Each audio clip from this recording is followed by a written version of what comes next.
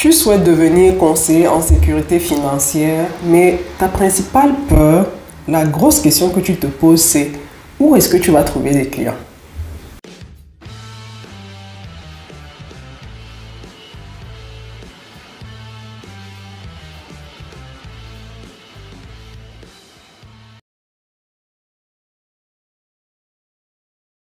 Salut à tous, je suis Priscilla Tonganambida. Bienvenue dans le Priscilla School of Money. En 2025, l'argent ne doit plus être un problème pour les femmes.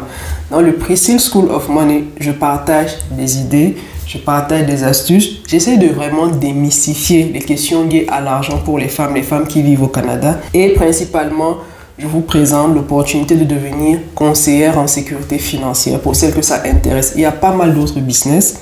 On est d'accord là-dessus, mais vraiment mon focus dans le Priscilla School of Money, c'est vraiment de devenir conseiller en sécurité financière. La grosse question qu'elle me pose très souvent, c'est où est-ce que je trouve des clients? Comment je fais pour trouver les clients? Et je dois vous dire que je vous comprends. Je comprends parfaitement. C'est pas du tout évident d'arriver dans un pays comme le Canada et de se lancer dans une activité comme travailleur autonome, sachant que au-delà de ce que vous allez apprendre en lien avec le métier que vous allez choisir, comprendre tous les produits que vous allez devoir présenter aux clients, comprendre même l'environnement, comprendre l'éthique et la déontologie liées à la profession que vous allez embrasser. Il y a également le fait pour vous de devoir aller chercher des clients parce que c'est vraiment vous qui êtes à la manœuvre. C'est pas comme si vous avez quelqu'un qui va chercher des clients pour vous et vous vous contentez de maîtriser les produits. Non, vous devez être vraiment sur plusieurs fronts. La maîtrise des produits, la maîtrise du savoir-faire en tant que professionnel et également la maîtrise du savoir-faire en tant que commercial. Et je comprends que c'est plusieurs enjeux qui peuvent être très challengeants, assez bouleversants pour beaucoup de personnes. Mais vous savez, si d'autres l'ont fait, c'est la preuve que vous aussi, vous pouvez le faire.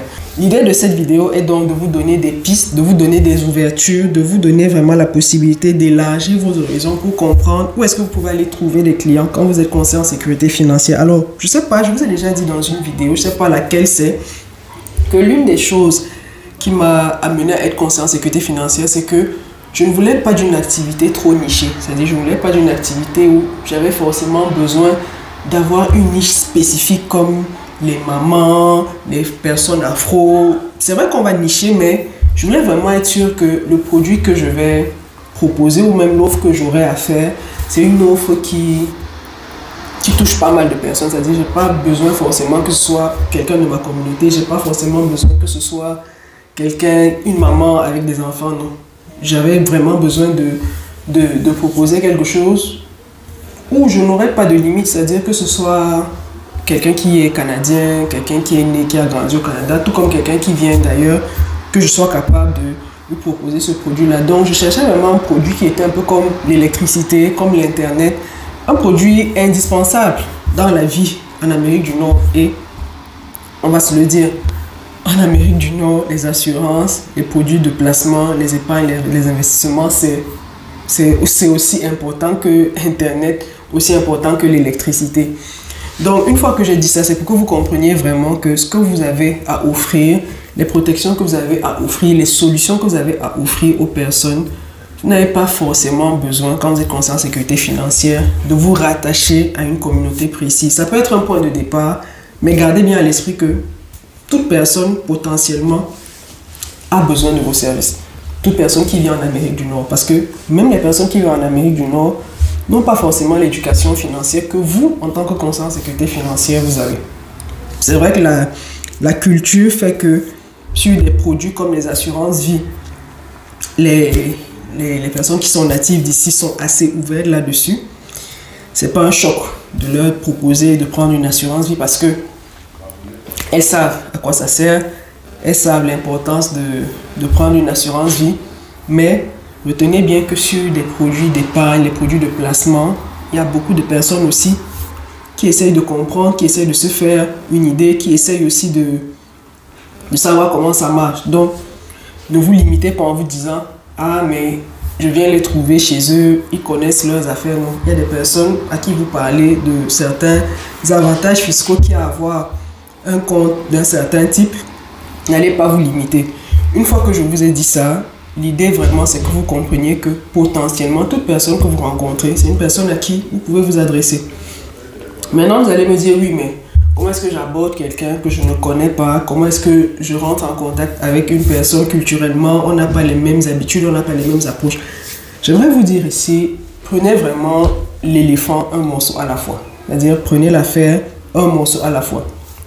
Donnez-vous un petit objectif. L'idée pour moi, c'est vraiment de partir de sa zone de confort et de l'élargir.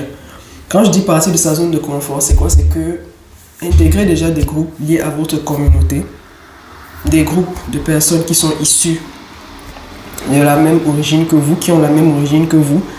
Et dans ces groupes-là, commencez déjà à développer votre expertise.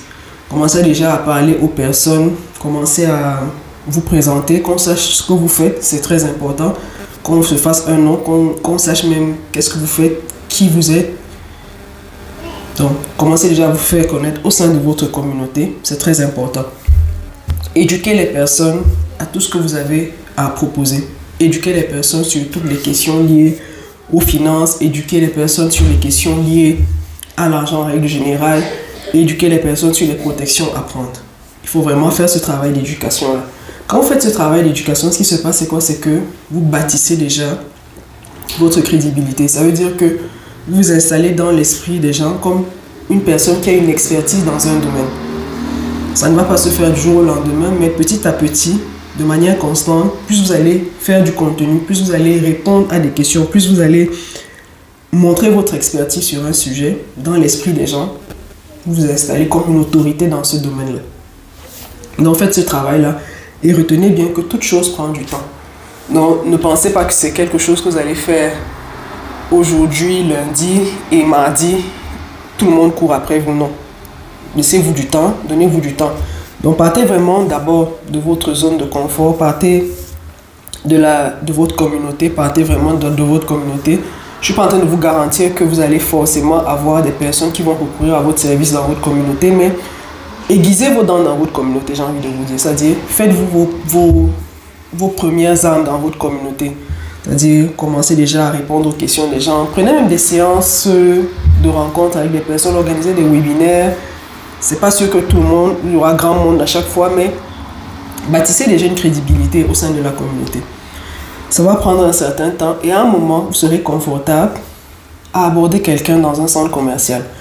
Et gardez toujours à l'esprit ce que vous faites. C'est-à-dire que ne perdez de vue à aucun moment que vous êtes conseiller en sécurité financière. Ça veut dire que même quand vous allez à l'école de vos enfants, quand vous rencontrez un parent, si vous faites la conversation, si vous sentez qu'il y a une possibilité, je ne dis pas forcément de faire du rentre-dedans à chaque fois aux gens, si vous sentez qu'il y a une possibilité pour vous de vous présenter comme un conseiller en sécurité financière, dites à la personne, écoutez, moi j'accompagne les familles à prendre des protections adéquates pour elles et pour leurs proches. Si jamais vous connaissez quelqu'un qui peut avoir besoin d'un de mes services, vous lui remettez votre carte d'affaires. Vous pouvez également déposer votre carte d'affaires dans des centres, des espaces de beauté, des salons de coiffure. Si vous vous coiffez quelque part, si vous avez une personne avec qui vous pouvez faire des partenariats, c'est également une possibilité. Donc ne vous fermez pas, sachez que les possibilités sont infinies.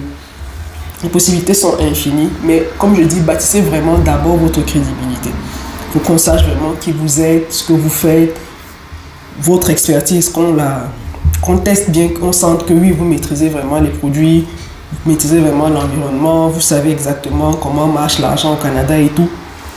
Travaillez ces éléments-là dans votre communauté parce qu'il y a beaucoup de personnes de la communauté, de votre communauté, qui sont en proie à ces questions-là et qui ne savent pas vers qui se tourner. Les questions d'argent, c'est vraiment les principales questions qui sont à l'esprit des personnes quand elles arrivent dans un pays comme le Canada parce que la fiscalité est omniprésente. Et l'objectif pour beaucoup de personnes, c'est de payer le moins, c'est-à-dire de faire l'optimisation fiscale autant qu'elles peuvent. Donc, gardez ça vraiment à l'esprit, bâtissez déjà votre crédibilité. Maintenant, en matière de prospection proprement dit, on ne va pas se le cacher, à un moment, il faut sortir de sa zone de confort. Quand je dis il faut sortir de sa zone de confort, c'est qu'à un moment, il faut faire des choses qu'on n'est pas confortable à faire en temps normal. Et c'est quoi les choses qu'on n'est pas confortable à faire en temps normal? C'est des appels froids, cold calling comme on dit, c'est-à-dire prendre votre téléphone, avoir une liste de personnes que vous allez appeler.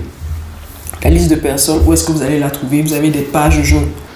Vous pouvez aller sur Google, vous tapez une certaine profession, vous pouvez vous dire je veux contacter les esthéticiennes. admettons que vous donnez pour objectif de sensibiliser les esthéticiennes à l'importance de prendre une assurance vie parce qu'on ne sait jamais, dans le cadre de leur métier, elles peuvent se retrouver invalides. Ce que vous pouvez faire, c'est aller déjà sur Google, demander le répertoire des esthéticiennes dans votre ville. Si ce n'est pas dans votre ville, dans une ville proche de votre ville, c'est à vous de voir.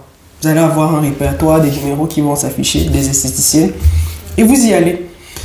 Vous allez appeler des personnes, certaines seront réceptives, certaines ne seront pas réceptives, mais vous êtes vraiment en train de travailler votre argumentaire de vente, vous êtes vraiment en train de travailler votre prospection. Ne vous dites pas que la personne qui prospecte aujourd'hui avec brio a toujours été excellente en prospection. Même le maître dans la prospection aujourd'hui a été un jour débutant.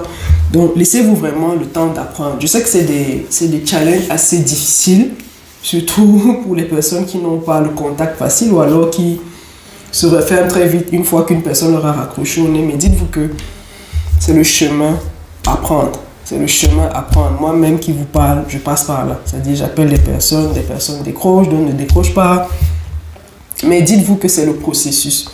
Et il faut croire au processus. Il faut vous dire, c'est la chose à faire pour arriver où je veux arriver. Donnez-vous cette force mentale-là. Dites-vous mentalement que c'est la chose à faire, c'est l'exercice à faire, c'est le travail à faire.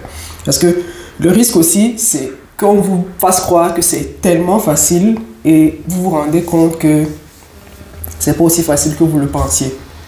C'est pas aussi facile que vous le pensiez.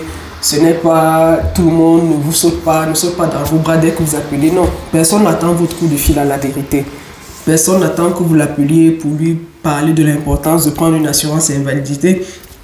Personne n'attend que vous l'appeliez pour lui présenter, pour lui parler de l'importance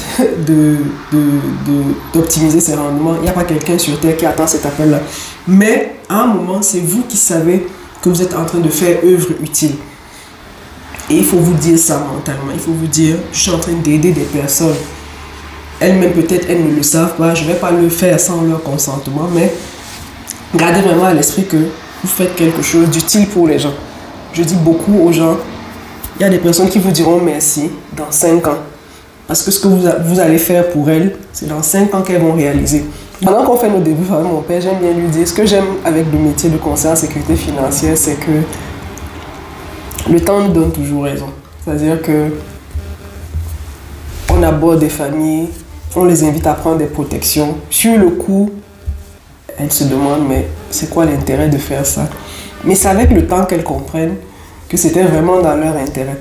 C'est dans leur intérêt. Vous ne pouvez pas savoir les témoignages qu'on reçoit des personnes qui disent, grâce à l'assurance que j'ai prise, voilà comment on a pu s'éviter telle situation. Grâce au placement que j'ai fait, j'ai pu avoir un fonds d'urgence qui m'aide désormais à faire telle chose. Vous voyez, donc il y a un gros travail de... C'est vraiment de l'humain qui est au centre de ce qu'on fait. C'est assez challengeant parce que sur le coup, la personne, elle réfléchit en mode, qu'est-ce que tu gagnes? Parce que c'est ça en fait, il faut vous préparer à cette réalité. C'est que les personnes, quand vous les approchez, elles, dans leur tête, elles se demandent, mais toi, tu gagnes quoi? Même si ce n'est pas vous qui les payez, parce que ce n'est pas la personne avec qui vous faites affaire qui vous paye, c'est la compagnie qui vous paye. Elles veulent savoir qu'est-ce que tu gagnes. Mais est-ce que le fait que je gagne t'empêche toi de te protéger? Je sais pas, peut-être c'est dans la culture, peut-être que, je sais pas, mais les gens sont plus portés à savoir ce que vous gagnez plutôt que de voir ce que eux ils gagnent. Et je dis toujours, c'est un métier, c'est une activité où le temps nous donne toujours raison. Le temps va toujours donner raison. Parce qu'une famille que vous avez aidé à prendre une protection, que vous avez amené à prendre une protection, que vous avez accompagné à prendre une protection, une famille que vous avez accompagné à optimiser ses placements, c'est avec le temps qu'elle va voir l'importance de ce choix pour elle. Quand elle aura un coussin financier, quand elle aura un fonds d'urgence assez conséquent, elle va se dire waouh. Finalement, d'avoir un conseiller en sécurité financière, ça m'a aidé. Il y a des personnes qu'on aide à corriger leur code de crédit, à avoir une cote de crédit qui s'améliore. Parce que ces personnes-là se retrouvaient dans des situations où la cote de crédit était toujours en train de plonger. On a des personnes qu'on rencontre, mais qui ne prennent aucun produit, mais qu'on accompagne. Au début, c'était flou pour elle, c'est quoi l'intérêt d'avoir un conseiller financier, mais c'est quand on fait ces exercices-là, quand elles voient ce que ça change pour leur code de crédit, ce que ça change dans leurs finances, ce que ça change dans leur quotidien, qu'elles comprennent le travail que nous faisons. Donc, il y a des personnes que vous allez appeler, il y a des personnes que vous allez contacter à froid, il y a des personnes que vous allez appeler de but en blanc, il y a des personnes que vous allez approcher. Vous êtes dans des groupes, vous vous rendez compte qu'il y a une maman qui a toujours des questions en lien avec ses enfants. N'hésitez pas à aller inbox, aller rencontrer la maman inbox, à lui dire « Bonjour, je suis telle, je suis conseiller en sécurité financière, je vois que vous avez des enfants. Est-ce que ça vous dirait de prendre un moment avec moi pour qu'on échange, que je vous présente les possibilités qui s'offrent à vous en tant que maman, de prendre des protections pour vous, pour vos enfants, pour votre famille. » Ouais, et prenez de l'avance aussi, c'est-à-dire n'attendez pas toujours que ce soit les gens qui viennent vers vous. Prenez de l'avance. Vous avez également la possibilité avec les réseaux sociaux d'avoir des plateformes sur lesquelles vous montrez votre expertise. Allez sur des plateformes où vous partagez ce que vous savez, où vous partagez votre connaissance, où vous pouvez répondre aux questions des personnes qui se demandent comment fonctionne l'assurance vie au Canada, comment fonctionnent les produits d'épargne, comment fonctionnent les produits d'investissement. Faites ces exercices-là. Soyez visible. Si vous êtes timide, je comprends que ce n'est pas des exercices faciles à faire, mais c'est des exercices importants. C'est-à-dire, rendez-vous visible, faites-vous connaître. Faites-vous connaître. Parce que plus vous serez connu, plus les gens viendront vers vous, vous poser des questions. Et votre expertise, ce sera vraiment ça qui va faire en sorte que les gens décident de s'attacher à vous ou pas. Il faut vraiment trouver le moyen de montrer au plus grand nombre de personnes votre expertise. Donc, vous avez votre communauté au départ, vous avez également les réseaux sociaux, vous avez la possibilité aussi de participer à des événements. C'est-à-dire qu'il y a des événements qui sont organisés. Allez-y de manière intentionnelle. Si vous pouvez avoir des partenariats avec des associations, si vous pouvez avoir des partenariats avec des entreprises dans lesquelles vous venez animer des ateliers thématiques en lien avec les finances personnelles, c'est très important. Pensez partenariat, pensez collaboration, trouvez vraiment tous les moyens qui sont à votre disposition pour vous rendre visible, pour vous faire connaître. C'est vraiment ça le cœur de l'affaire. C'est-à-dire que plus vous serez connu, plus votre expertise sera reconnue, plus les gens spontanément viendront vers vous. Et gardez bien à l'esprit que ce n'est pas quelque chose qui va se faire du jour au lendemain. C'est pas on commence aujourd'hui le 1er janvier, demain le 2 janvier, tout le monde court à notre porte. Non. Et c'est pour ça que je dis, il faut se donner aussi le temps de comprendre, le temps d'apprendre, le temps de faire des erreurs. Il y a des erreurs que vous allez faire, ça c'est sûr. C'est-à-dire que vous ne pouvez pas débarquer dans l'activité et avoir l'expertise de quelqu'un qui est depuis 10, 15, 20 ans. Non. C'est-à-dire que donnez-vous le temps de comprendre, le temps de faire vos premières erreurs. Et c'est pour ça que je trouve les petits commencements intéressants.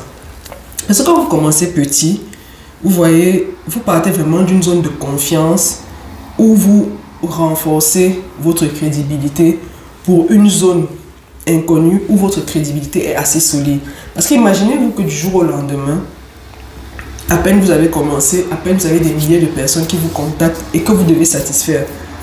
Vous n'êtes pas encore expert dans l'affaire, vous êtes vraiment encore à vos balbutiements, ça veut dire que les risques d'erreur sont importants. Et ces personnes-là vous font confiance. Vous imaginez, ça veut dire que ces personnes-là, quand elles vous font confiance, si vous n'êtes pas à la hauteur de leurs attentes, c'est un monde vision aussi que ça va exploser à votre face.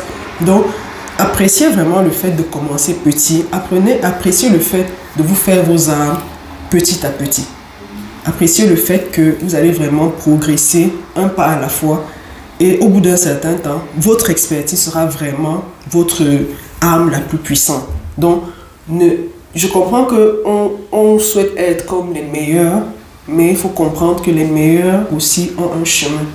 Ils ont eu un parcours. Ce n'est pas des personnes qui sont arrivées et qui du jour au lendemain ont été désignés les meilleurs. Ça leur a pris un certain temps. Donc, donnez-vous aussi ce temps-là. Donnez-vous le temps d'apprendre. Donnez-vous le temps de comprendre. Donnez-vous le temps de faire une expertise. De vous faire une expertise. Que les gens sachent qui vous êtes. Sachent que vous êtes capable de le faire. Et à un moment, vous n'aurez plus besoin de faire ces exercices-là. Tout ce dont je parle là.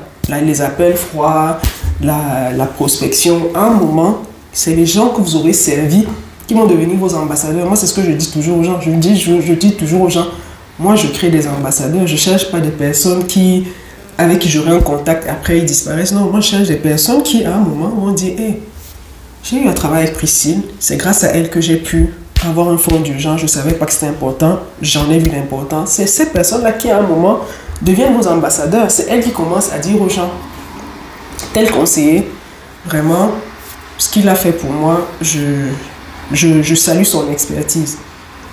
Vous voyez, donc, gardez ça à l'esprit. Dites-vous que c'est des exercices challengeants sur un certain temps et à un moment, la mayonnaise va prendre.